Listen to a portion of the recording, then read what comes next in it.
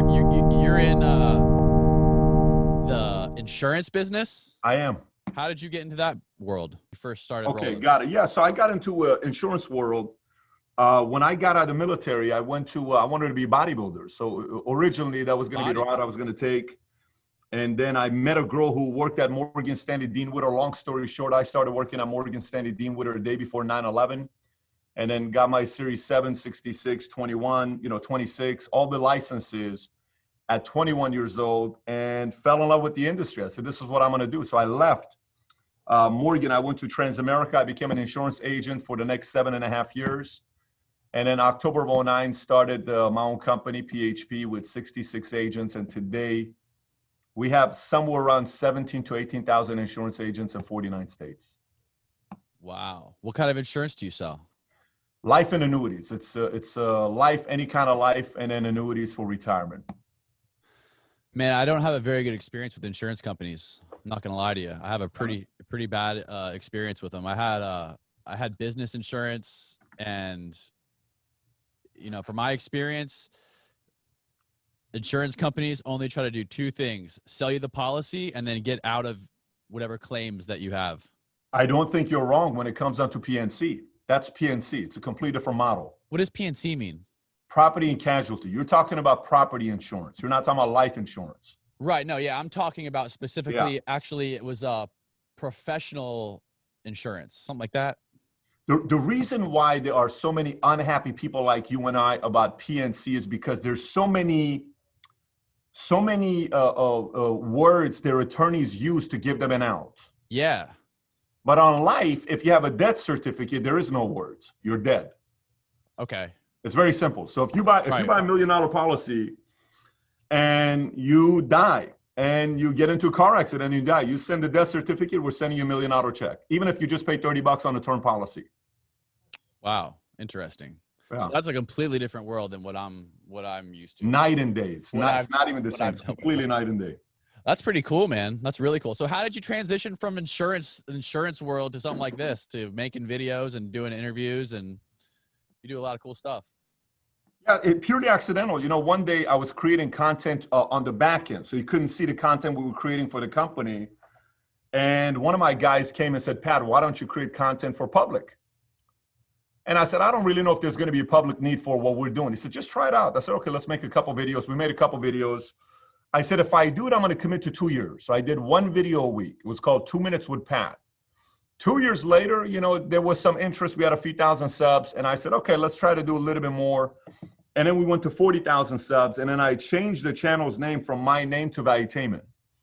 And then from Valuetainment, it grew from 40,000 subs to, I don't know what we have right now, but 2.5, 2.6 million subs. And we interview a lot of different characters, whether it's a Kobe Bryant, the late Kobe Bryant, to a Cuban, to a Sammy the Bull Gravano, to a political figure, President Bush, to Magic Johnson, to Wayne Gretzky, a lot of different people we interview, and it turned into what it is today. So it was purely accidental. Now it's a media company. Now we have a new site. Now we have Valuetainment Russian with 170,000 subs. Now we're doing Valuetainment Arabic, Spanish, Portuguese, Valuetainment Money, Valuetainment Economics, Valuetainment Politics. We just started a podcast. We got a new site called vtpost.com that we launched, I think, 3-4 weeks ago. So now it's becoming a media company, and that'll be kind of what I'll do after I replace myself here with the insurance company. Replace yourself with the insurance company? What do you mean by, you mean you're going to put somebody in your place? Are you going to sell it, or what are you going to do? No, you replace. So I hire another CEO to run this company. Oh, you're still going to own the company? Until somebody buys it, I will still own the company. Oh, okay, cool. On the description of your channel, Valuetainment, it says the best channel for entrepreneurs. What does that mean? And how did you have that in mind when you started it, or is that just kind of how it evolved naturally? No, it was actually originally, it was all entrepreneur. Every content we put up, it was only entrepreneur. Every content was only entrepreneur. So if you go on YouTube, you go to filters, you type in entrepreneur, and you go filters views, Valuetainment pops up as the #1 channel for the most views. So that's the Valuetainment part. But at the beginning, it was purely business. How to raise money, how to hire, how to fire, how to recruit, how to bring a business partner, how do you negotiate with a multi-billion-dollar company, how do you go out there and different ways of raising money, how do you deal with angel investors, how to send an email to angel investors, you know, how do you deal with bankruptcy, how do you manage running a company and being married and having kids. So everything we ever did for Valuetainment up until 2018 was 100% entrepreneurship. In 2018, I did one interview with Michael Francis, the mobster. And from there, all of a sudden, everybody else started showing up. Hey, how about we do this? How about we do this interview? And all of a sudden, we did bodybuilding interviews. On bodybuilding interviews, we got 15, 20 million views. On mob interviews, we got 30, 40, 50 million views. On, you know, then it became niches. Then China took off. Then the topic of Iran took off. Then the topic of capitalism took off. So then it becomes topics, probably kind of like your own channel that you have. Who's your biggest hit you've ever had in your channel? Give me the one topic that's done the best on your channel. I think it's this kid who plays Fortnite for a living. Okay, so go gamers. That's one, right? What is another topic? The other most popular one was about a guy who bought a $5 million Lamborghini in South Beach. So if I go to Concrete's channel, you will kind of see even your own channel that you have. A gamer, 4.2 million views. Now, are you a big gamer yourself? No, but I'm okay. good. I mean, he's just a friend of mine. I thought it was interesting to But talk I mean, listen, phenomenal, 4.2 million views. That's a great interview, right? So next you got a guy buys a Lamborghini for $4 million. Okay, that's the second one. Third one is a pirate junkie. Fourth one is he looks familiar. He's a UK guy. He's the ecstasy guy. You got the fourth one. You got Michael, Matthew Cox, right? Okay, so for you, you got gamers, you got cars lifestyle, you got pirate junkie, which is random, you got drugs, you got con, you got real estate, you got a real estate guy there.